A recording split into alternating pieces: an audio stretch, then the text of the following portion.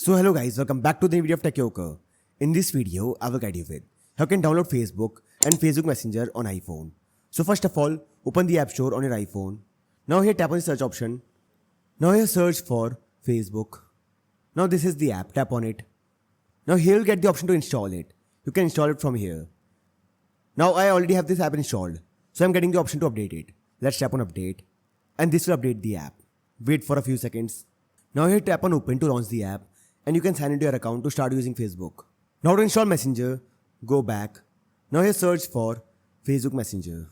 Now this is the app, tap on it. Now you'll get the option to install it. You can install it. Here I'm getting the option to update it. Let's tap on update and this will update the app. And now the app is updated. Tap on open to launch it and then you can use the app. So this way I can download Facebook and Facebook Messenger on iPhone. So I hope you find this video useful. And if you do, then don't forget to like this video and subscribe to the channel.